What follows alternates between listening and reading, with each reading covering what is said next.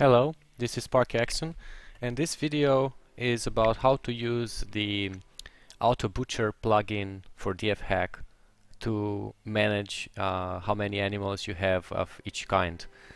For example, if you'd have let's say 10 cats and you want to only have 5 of them, you could go in the hit Z in the main menu, hit Z in the main menu and then go animals and have a list here of all the animals you have, and you could click S and search for cat and see basically I have already 5 cats and only one of them is butcherable because the other ones are oh my god, they're pets. This guy has 4 pets, 4 cats as a pet. So anyway, I could butcher this one manually, but if I had like 100 cats, it would be potentially time consuming to identify which cats can be butchered and tracking how many I have and how many I need to butcher in order to be left with the number I want to have in the end. There could be pages and pages of cats here, or of dogs, or of chicken. And what's even more complicated, some of these, for example, if I search turkey, some of them are gobblers, some of them are hens, so they don't even necessarily have the same search string to see the whole species in one page. So it can get really complicated when you have lots of animals and you need to constantly look after them and butcher some of them, and it becomes quickly a problem when you get the announcement there that some animal has had babies, or that chicken have hatched or something like that. It can turn into a chore and you don't want to do it. So in order to sort of automate the population of each specific animal you have, there is this neat plugin called Autobutcher. And what it does, I mean, how you access it is from this screen where you would normally do it manually. You hit Shift B from butcher, like that's a big B, and you get to the interface to the plugin, to the Autobutcher plugin. And here you have a list of all the species of animals that you have present in your fortress, and you can set for each of them. I mean, it's really easy to use. First of all, for each of these species, you can hit W to have that population managed by the plugin or ignored by the plugin. So if you, for example, if I hit W here, you can see for cats now that you have no next to watch, which means that the plugin will not do anything about cats. It's not going to butcher any cats, regardless of how many we have. So, for example, I might want to do that for tigers, because I simply know that at this point I want to have as many tigers as I can, because I only have one and I want a breeding pair. It's not really an issue managing tigers manually. But for dogs, for example, which is a higher population that I have right now, I leave it on yes. The species should be watched and managed by Autobutcher. And while I have the line I'm interested, species I'm interested here, dogs selected, with the arrows you select it, you can set 4 things for each of these animals, each of these species. By hitting small f, you can select the maximum number of female kids that you want. And in this case I said I want 10. By hitting capital F, which is Shift F, you set how many adult female of that species you want to have.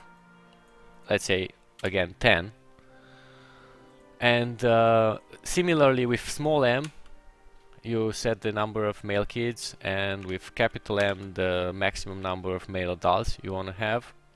And you also have a very nice overview here of how many you already have versus the targets you have set. So in this case I have 4 out of 10 female kids, dogs, 3 out of 3 male kids, 7 out of 10 female adults, and 3 out of 3 male adults. That's just because prior to recording this I actually culled down a lot of populations. Like for example, I had a vastly more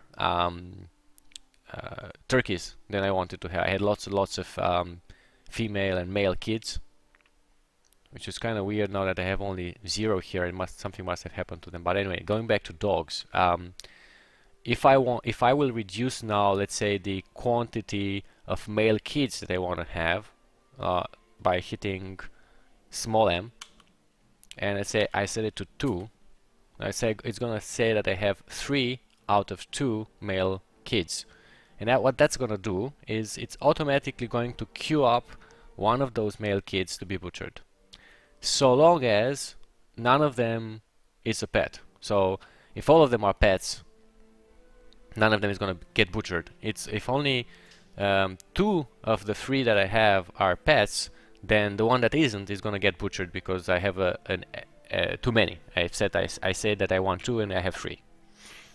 So let's actually see what happens. So I have here my butchery. Let's see if somebody's gonna if I hit J to see the jobs. Nobody's actually taking that puppy to so let me quickly see the puppies. So they're available. Okay, so now you see these are the puppies. None of them is a pet, so all of them could be slaughtered if I want to. And just like the plugin said, there are only 3 of them who are male, these 2 and this one over here, and one of them has been scheduled to be butchered automatically based on the targets that I have set. And the way the plugin chooses which of the animals you have should be butchered if the population goes above the target you have set is it picks the youngest kids and the oldest adults for butchering first. The logic there being that you will kill the youngest kids so that your kid population will turn into useful adults as soon as possible. If you were to butcher the oldest kids, then it would delay the moment up to when you have adults, which are more productive. And for adults, I suppose it butchers first the oldest ones because they're the first and most likely to die, and therefore by killing them and keeping the younger adults, it maximizes the amount of time you can get useful benefits out of cows, for example, or things like that, but before they die.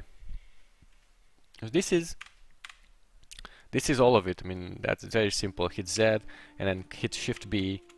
Sorry, hit Z, click on animals, enter on animals, and then Shift B.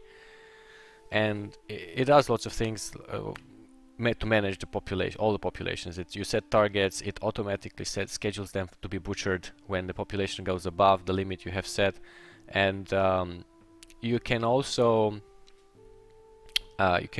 disable it for specific species, like I did it for tigers here, and you can stop the whole behavior of automatically butchering things completely if you hit Shift A.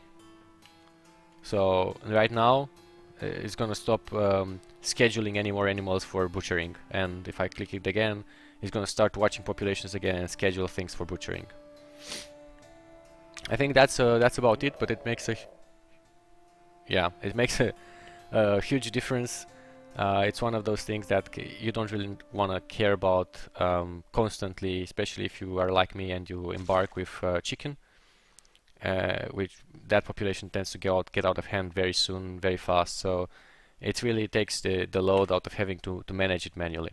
I hope you find it useful, and if you have any comments or any suggestions about what other topics you might want me to cover, please feel free to comment below the video. Thank you and bye bye.